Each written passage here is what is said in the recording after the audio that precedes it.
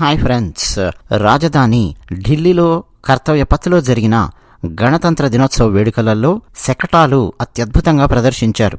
సరే, ఇంగ్లీష్లో ట్యాబ్లోస్ అని పిలుస్తారు.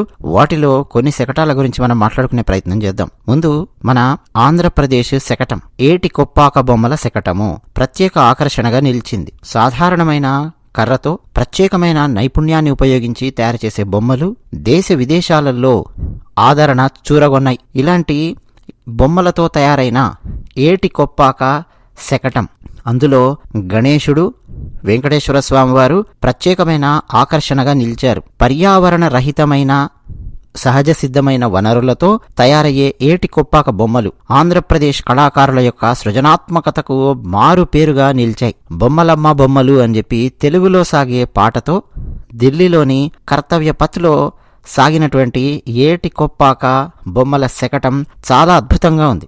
అన్నట్టు ఏటి కొప్పాక అంతకుముందు విశాఖపట్నం జిల్లాలో ఉండేది. 2022 తర్వాత అనకాపల్లి జిల్లాలోకి వచ్చిందండి. యలమంచిలి మండలానికి చెందినటువంటి గ్రామం. యలమంచిలి నుంచి 15 కిలోమీటర్ల దూరంలోను, అనకాపల్లి నుంచి 23 కిలోమీటర్ల దూరంలోనూ ఉంటుంది. అత్యద్భుతమైన బొమ్మలు తయారు చేస్తారు, ఏటి కొప్పాక బొమ్మలు. అంతకుముందు 2020లో నరేంద్ర మోదీ గారు ప్రత్యేకంగా ఏటి కొప్పాక బొమ్మల గురించి మన్ కీ బాత్ కార్యక్రమంలో కూడా మాట్లాడారు. ఇక కర్ణాటకకు సంబంధించిన శకటము, ముఖ్యంగా లక్కుండి దేవాలయాలు కర్ణాటక యొక్క గొప్ప సాంస్కృతిక వారసత్వాన్ని ప్రతిబింబజేస్తాయి. అయితే కర్ణాటక లక్కుండి దేవాలయానికి సంబంధించండి కాశీ విశ్వేశ్వర దేవాలయము, నన్నేశ్వర ఆలయము, లక్ష్మీనారాయణ ఆలయము, అలాగే జైన శిల్పము, బ్రహ్మదేవుని శిల్పము, ఇవన్నీ కూడా మనకు ఆ లక్కుండి శకటం, కర్ణాటక శకటం మీద అందంగా కనిపించాయి. అన్నట్టు లక్కుండి అనే ప్రదేశము కర్ణాటకలో అందమైన దేవాలయాలు, మెట్ల బావులు, వీటన్నింటినీ కలిగి ఉంటాయి. చాళుక్య రాజవంశం నుంచి వచ్చిన ఎన్నింటికో నిలయంగా ఉంటుంది లక్కుండి అనే ప్రదేశం. సాంస్కృతిక శక్తి కేంద్రంగా ఉంటుంది. 10వ అలాగే 12వ శతాబ్దాల మధ్య లక్కుండి ఒక పెద్ద అభివృద్ధి చెందినటువంటి నగరం, వాణిజ్య కేంద్రంగా ఉండేది.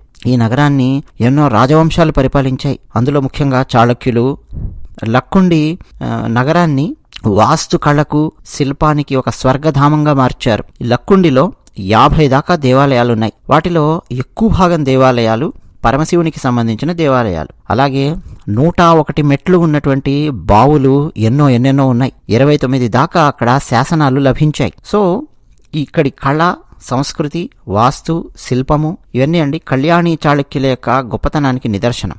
దాన్ని ప్రతిబింబించింది కర్ణాటక రాష్ట్ర శకటం. ఇక ఉత్తరప్రదేశ్ అనగానే మనకిప్పుడు ఠక్కున గుర్తు రావాల్సింది మహాకుంభమేళా, ప్రయాగరాజ్ కదా. సముద్ర మథనం అంటే క్షీరసాగర మథనాన్ని రాక్షసులు, దేవతలు మందర పర్వతము, వాసుకి సర్పాన్ని తాడుగా చేసుకుని సముద్రాన్ని మధించడము, కూర్మావతారంలో శ్రీమన్నారాయణుడు మందర పర్వతాన్ని ఎత్తుకుని పట్టుకోవడం, ఇవన్నీ అండి ప్రతిబింబించే విధంగా శకటం రూపొందింది ఉత్తరప్రదేశ్.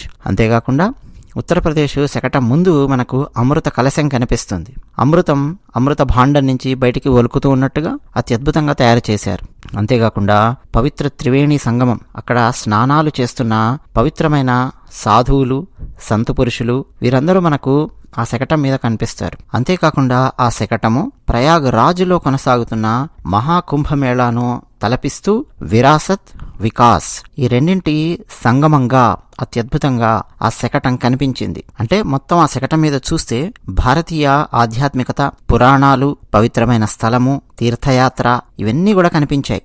అంటే పవిత్రమైన అమృత ధార, అమృత కలశ్, దాని చుట్టూ పవిత్రమైన సాధువులు, సంతు పురుషులు, దర్శనీయులు, అలాగే సాధువులు శంఖం ఊదుతూ పవిత్ర త్రివేణి సంగమంలో స్నానం చేయడము, ధ్యానంలో నిమగ్నమై ఉండడము, భక్తులు గంగా, యమున, సరస్వతితో కూడుకొని ఉన్నటువంటి ఆ పవిత్రమైన జలాల్లో మునిగి స్నానం చేస్తూ ఉండడము, ఇవన్నీ మనకు ఉత్తరప్రదేశ్ శకటం మీద కనిపించాయి. ఇక హర్యానా అనగానే మనకు గుర్తు రావాల్సింది కురుక్షేత్ర అనగానే గుర్తు రావాల్సింది యుద్ధం మాత్రమే కాదండోయ్, భగవద్గీత.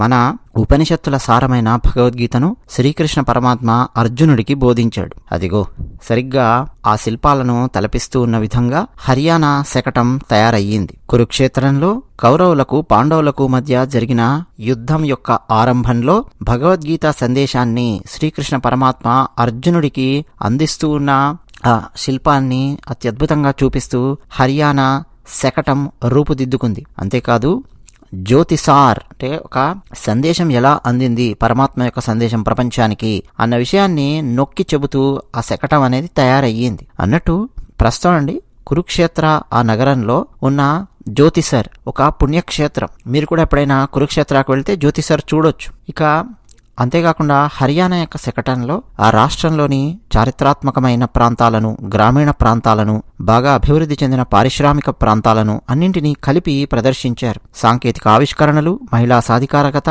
అలాగే ప్రజల యొక్క శౌర్యం వీటన్నింటినీ చూపించారు. ఇక గోవా శకటంలో ముఖ్యంగా మనల్ని ఆకట్టుకునేది ఒక పెద్ద శిల్పం, భారతీయ మహిళ, చుట్టూ దీపాలు చాలా అద్భుతంగా తయారు చేశారు.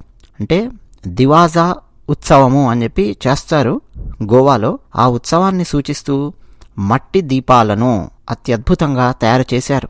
గోవాలో ఉన్న ఎర్రటి, గోధుమ, లేటరైట్ నేల నుంచి రూపొందించిన అటువంటి ప్రమిదలను అందులో ప్రదర్శించారు. అన్నట్టు దివాజా అనే ఫెస్టివల్ అంటే ఈ పండగ, అలాగే iconic fort Aguada lighthouse, Goa రాష్ట్ర చరిత్ర, సాంస్కృతిక మరియు పర్యాటక సమ్మేళనంతో గోవా ఏ విధంగా కనిపిస్తుందో అదంతా చూపించారు. అంటే గోవా యొక్క సహజమైన సౌందర్యం ఎలా ఉంటుంది, శక్తివంతమైన సాంప్రదాయాలు గోవాలో ఎలా ఉన్నాయి, అవన్నీ కూడా అండి గోవా శకటం అనేది చూపించింది. ఇక వెస్ట్ బెంగాల్ శకటంలో బాగా ఆకట్టుకున్నది కలకత్తా కాళీమాత. అంతేకాకుండా టెర్రాకోటా శిల్పాలతో తయారైన పశ్చిమ బెంగాల్లోని దేవాలయాల ఆర్కిటెక్చర్ చాలా బాగా చూపించారు. సో మన కలకత్తా కాళీమాత పశ్చిమ బెంగాల్ శకటం ముందుగా మనకు చాలా అద్భుతంగా దర్శనమిచ్చింది. ఇక మధ్యప్రదేశ్కు సంబంధించిన శకటంలో పూర్తిగా చిరుతపులులు, అటు ఇటు చూస్తూ ఉన్నటువంటి చిరుతపులుల బొమ్మలు మనకు కనిపించాయి. మధ్యప్రదేశ్ అనగానే అండి పులులు, చిరుతపులులు. మన భారతదేశంలో అత్యధిక శాతం పులులు ఉన్నటువంటి ప్రాంతం మధ్యప్రదేశ్.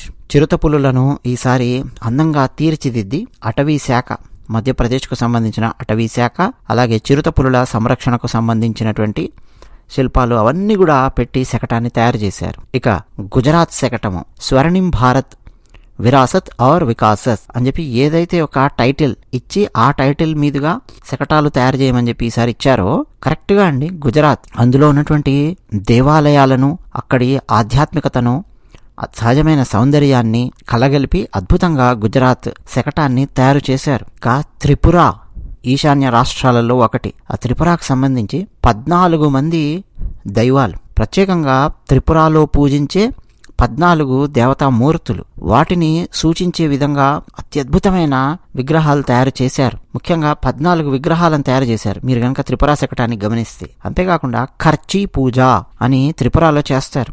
మహిళలు నృత్యం చేస్తూ మనకు కనిపించారు త్రిపుర శకటం మీద. ఖర్చీ పూజను వాళ్ళు చూపించారు. అంటే మీరు బాగా గమనించండి, శకటాలలో ఆధ్యాత్మికత, మన వారసత్వము, మన పూజలు, అత్యంత పురాతనమైన సంస్కృతి ఇవన్నీ కూడా ప్రతిబింబించే విధంగా ఉన్నాయి. ఈవెన్ మన ఆంధ్రప్రదేశ్కు సంబంధించిన ఏటికొప్పాక బొమ్మలు 400 సంవత్సరాల చరిత్ర ఉంది వాటికి. అంతగా ఆకట్టుకోనటువంటిది అంటే నాకు పర్టికులర్గా ఢిల్లీదండి. ఢిల్లీ శకటము పెద్దగా ఎఫర్ట్స్ ఏం పెట్టలేదు వాళ్ళు, ఎక్కువగా పోస్టర్సే కనిపించాయి. ఏదో మొగ్గల్లాగా ఏదో తయారు చేసి అక్కడ పెట్టారు ఢిల్లీ శకటం ముందు. ఎడ్యుకేషన్ అన్నట్టుగా ఏదో తయారు చేశారు, క్వాలిటీ ఎడ్యుకేషన్ అని. అది పెద్దగా అట్రాక్టివ్గా లేదు ఢిల్లీ శకటం. ఇక దాద్రా నగర్ హవేలీ అండ్ దామన్ అండ్ దయ్యూ, దానికి సంబంధించినటువంటి శకటం కూడా అద్భుతంగా ఉంది. అక్కడ ఉన్నటువంటి బర్డ్ పార్క్, కుక్రీ మెమోరియల్, అలాగే ఇండియన్ నేవీకి సంబంధించినటువంటి గొప్ప గొప్ప అంటే శౌర్యం కలిగినటువంటి గొప్ప గొప్ప పోరాట యోధులకు సంబంధించిన ఫోటోలు, అటువంటి బొమ్మలు అవన్నీ తయారు చేసి వాళ్ళకు ఒక ట్రిబ్యూట్ ఇస్తున్నట్టుగా తయారు చేశారు. పక్షులతో అంటే చూడడానికి ఫస్ట్ పక్షులు మనల్ని అట్రాక్ట్ చేస్తాయి దాదానగర్ హవేలీకి సంబంధించినటువంటి శకటం మీద. ఇలా అండి కొన్ని శకటాలు అంటే నన్ను బాగా అట్రాక్ట్ చేసినటువంటి శకటాలు, వాటి గురించి చర్చించడం జరిగింది. ఇంకా మీరు చూస్తే Uttarakhand cultural heritage and adventure sports అని చెప్పి శకటం ఉత్తరాఖండ్కి సంబంధించి, అలాగే జార్ఖండ్కి సంబంధించి స్వర్ణిం జార్ఖండ్ ఎ legacy of heritage and progress అని చెప్పి దాన్ని ప్రదర్శించారు. ముఖ్యంగా జార్ఖండ్ అనగానే మనకు ట్రైబ్స్కు సంబంధించిన సంస్కృతి, వాళ్ళ సాంస్కృతిక వైభవము, వారసత్వము దాన్ని ఎక్కువగా ప్రదర్శించారు. అలాగే పంజాబ్కు సంబంధించి Punjab as the land of knowledge and wisdom అని చెప్పి ప్రదర్శిస్తూ గురు గ్రంథ్ సాహెబ్లో ఉన్న కొన్నింటిని పఠిస్తూ వెళ్ళారు. కానీ ముఖ్యంగా అండి ముస్లిమ్స్కు సంబంధించినటువంటివి అక్కడ మనకు పఠిస్తూ ఉండడం స్పష్టంగా వినిపించింది. ముస్లిమ్స్ యొక్క గెటప్స్ లోపల కొంతమంది డ్యాన్స్ చేస్తూ వెళ్ళడము, పంజాబ్కు సంబంధించిన శకటం ముందు అది కూడా మనం చూడొచ్చు. ఇక బీహార్కు సంబంధించి స్వర్ణిం భారత్ విరాసత్ ఔర్ వికాస్ అని చెప్పి నలంద విశ్వవిద్యాలయాన్ని తయారు చేసి ప్రదర్శించారండి బీహార్. అది కూడా చాలా అద్భుతంగా ఉంది. అయితే ఈసారి తెలంగాణ రాష్ట్రానికి చెందిన శకటము అప్రూవ్ అవ్వలేదు. కలగా పులగంగా తయారు చేసి ఇచ్చారు అని చెప్పి రిజెక్ట్ అయింది. మామూలుగా అండి ప్రతిసారి ఒక శకటాన్ని తయారు చేయాలి అని అంటే ఆయా రాష్ట్ర ప్రభుత్వాల నుంచి సరైన సమయానికి అందులో ఏమేమి ఉంటాయి, ఎలా తయారు చేస్తున్నారు అని చెప్పి అప్లికేషన్ పెట్టాల్సి ఉంటుంది. ప్రతి సంవత్సరం ఒక థీమ్ ఇస్తారండి. ప్రతి సంవత్సరం ఆ థీముకు అనుగుణంగానే తయారు చేయాల్సినటువంటి అవసరం ఉంటుందన్నమాట. ఈసారి ఇచ్చినటువంటి థీమ్ స్వర్ణిం భారత్ విరాసత్ ఔర్ వికాస్, ఇది థీమ్. ఆ థీముకు తగ్గట్టుగా పంపించాలి. అయితే తెలంగాణకు సంబంధించి ఆ థీమ్ మ్యాచ్ అవ్వకుండా కలగా పులగంగా అవి ఇవి అన్నీ కలిపి పంపించారు అని చెప్పి అసలు ఆ థీమ్ డెపిక్ట్ అవ్వట్లేదు అని చెప్పి అది రిజెక్ట్ అయ్యింది. అందుకని చెప్పి తెలంగాణకు సంబంధించిన శకటాన్ని మనం చూడలేకపోయాం. చూద్దాం మరి వచ్చేసారైనా సరే తెలంగాణ అధికారులు సరైనటువంటి శకటాన్ని థీముకు కరెక్ట్గా మ్యాచ్ అయ్యే శకటాన్ని తయారు చేసి పంపిస్తారు అని చెప్పి ఆశిద్దాం. పోయినసారి మనం చూసాం తెలంగాణ శకటం కదా. సో మరి ఇంకొకటి ఉంది, కాంగ్రెస్ పాలిత రాష్ట్రాల శకటాలు లేవా అని చెప్పి ఆలోచిస్తే అది పచ్చి తప్పు, పచ్చి అబద్ధం. అది కర్ణాటక కాంగ్రెస్ పార్టీయే కదా. కర్ణాటకకు సంబంధించిన లక్కుండి శకటం ఉంది, చాలా అద్భుతంగా తయారు చేసి పంపించారు థీముకు కరెక్ట్గా మ్యాచ్ అయ్యేటట్టు. పంజాబ్లో ఆప్ పార్టీ ఉంది, పంజాబ్ శకటం ఉంది అక్కడ. మరి పశ్చిమ బెంగాల్లో భారతీయ జనతా పార్టీ ప్రభుత్వం లేదు, దీదీ ప్రభుత్వం ఉంది. మరి అక్కడి నుంచి కూడా శకటం వచ్చింది, అవునా కదా? సో ఇక్కడ మ్యాటర్ బీజేపీ పాలిత రాష్ట్రమా, బీజేపీ పాలిత రాష్ట్రం కాదా, ఇది కాదు. అసలు మ్యాటర్ థీమ్ కరెక్ట్గా మ్యాచ్ అయ్యే విధంగా శకటాన్ని పంపించారా లేదా, అది మ్యాటర్, అది విషయం. ధన్యవాదాలు.